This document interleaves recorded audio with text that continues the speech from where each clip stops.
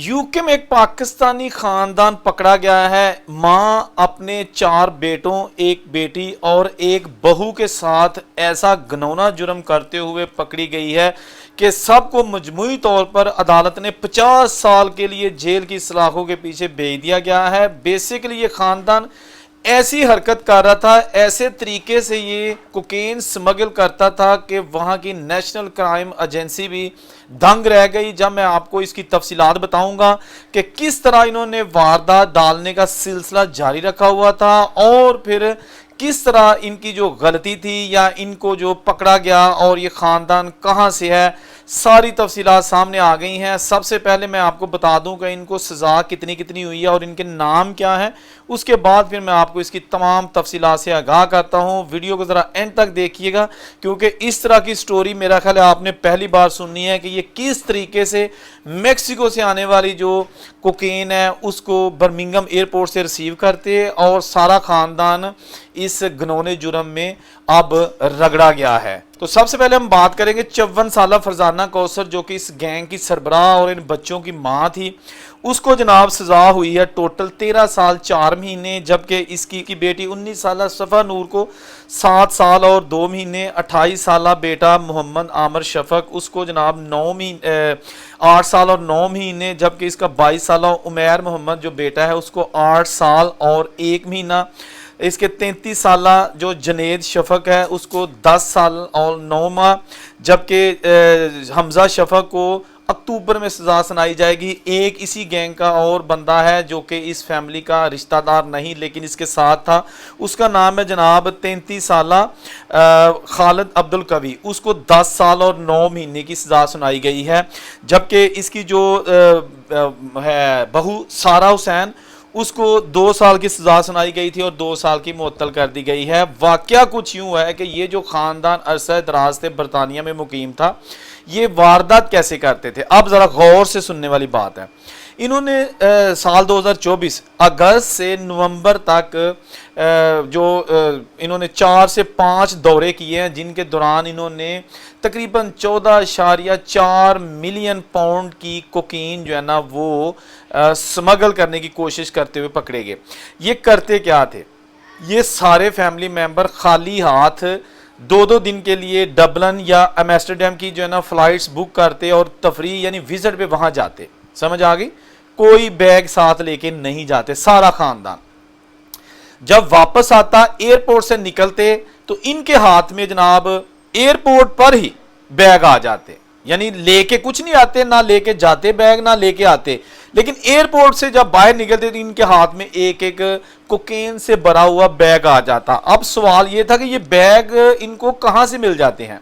ये खाली हाथ जहाज पर वापस बर्मिंघम आए हैं, बेसिकली इनका ताल्लुक ब्रेडफोर्ड से है, तो ये कहां से बैग ले लेते हैं। ये 3 बार जो है ना 4 बार वहां से बासानी भारी मालियत की कोकेन सफ़ेद नशा लेकर आराम से निकल गए और खूब तर जनाब इन्होंने पैसा कमाया। दिल जो है ना वो मजीद बढ़ता गया कि ऐ ते काम बड़ा सौख है, ऐ ते ऐसी सारी जिंदगी करांगे ते खरबां डॉलर कमावांगे। यही हुआ जनाब, इन्होंने फिर चक्कर लगाया। अच्छा, एनसीए नेशनल क्राइम एजेंसी जो कि यूके की बहुत ही एक्टिव और मानी हुई एजेंसी है, वो पीछे का इनके लगी हुई थी किसी तरीके से रंगे हाथों इनको पकड़ा जाए कि ये बैग आखिर कहां से लेते हैं। उसके बाद फिर जब इनको उन्होंने 11 नवंबर को इन्होंने बर्मिंघम एयरपोर्ट पर इस खानदान को जब रोका, इनके पास चेकिंग की गई और जनाब बाहर इनके कब्जे से 14.4 मिलियन पाउंड की जो है ना वो कोकेन बरामद हो गई, जो कि मेक्सिको से इनको एक नामालूम शख्स वहां से भिजवाता था और ये यहां से ले लेते। कैसे ले लेते थे, अब जो इस फरजाना कौसर ने इंकशाफ किया था अदालत में वो बड़ा ख़तरनाक और डेंजरस किस्म का था। उसने कहा है कि इसमें कोई शक नहीं है कि ये स्मगल हमने की है और ये हम करते रहे हैं, मान गई। लेकिन कैसे? इसने कहा कि जब हम यानी कि यूके से एम्स्टर्डम या डबलिन की जो ना फ्लाइट बुक करते थे तो खाली आ जाते थे, ये भी सच है। जब वहां से हम 2 रातें रह के वापस आते थे बर्मिंघम तो खाली हाथ आते थे, लेकिन टाइम इस तरह का सेट किया जाता था, जो वापसी की फ्लाइट होती थी کہ میکسیکو سے آنے والی فلائٹ اور ڈبلن یا ایمسٹرڈیم سے برمنگھم جانے والی فلائٹ یہ دونوں ایک ٹائم پر لینڈ کرتی تھیں. سمجھ آ گئی؟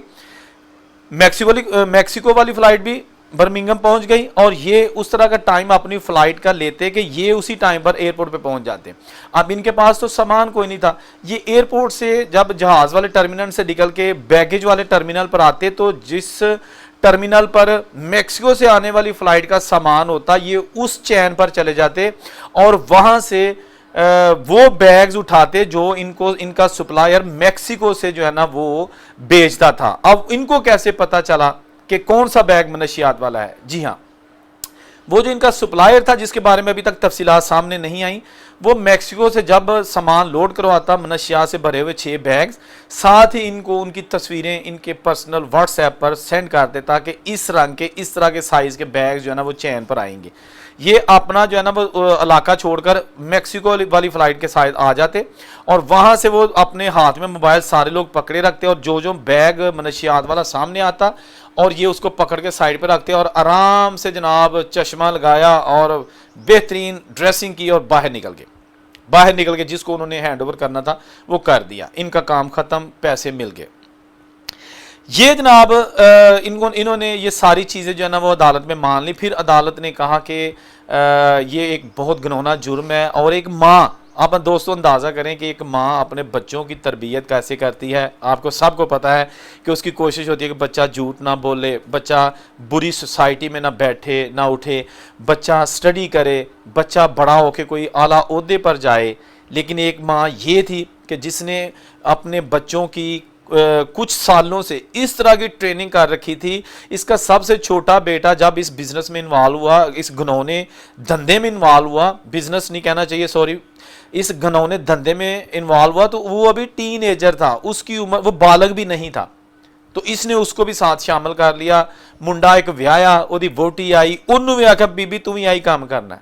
4 بیٹے، 1 بیٹی، 1 بہو اور ماں، سارا ٹبر ایسے جیل دے چے رگڑیا گیا ہے. دوستو ایک میں اکثر چیز جو آپ کے ساتھ شیئر کرتا رہتا ہوں وہ یہ ہے کہ اگر باہر کے ملکوں میں آپ جا کے پاسپورٹ لے لیتے ہیں، آپ کے پاس جابز آ جاتی ہیں تو آپ حق حلال سے اور محنت کر کے بھی روزی کمائیں گے نا تو اتنا آپ پیسہ کما سکتے ہیں کہ جو پاکستانی بڑے بڑے بزنس مین ہیں نا ان سے زیادہ آپ وہاں رہ کے مزدوری کر کے کما سکتے ہیں. لیکن جو راتوں رات امیر ہونے کی دوڑ ہے، بینک بیلنس بھرنے کی دوڑ ہے، اعلیٰ ترین گاڑیاں اور بڑے بڑے بنگلے لینے کی جو ہوس ہے نا، یہ انسان کی تباہی کا باعث بن رہی ہیں. وہ خواہ باہر ہے، وہ خواہ پاکستان میں. آپ کو پتہ ہے پاکستان میں بھی جو بڑے لیول پہ گینگسٹرز ہوتے ہیں، جو سکیمرز ہوتے ہیں، وہ کچھ گیمز تو ڈال لیتے ہیں لیکن حتیٰ کا امکان ان کی یہی کوشش ہوتی ہے کہ ہم نہ پکڑے جائیں، لیکن پکڑے جاتے ہیں.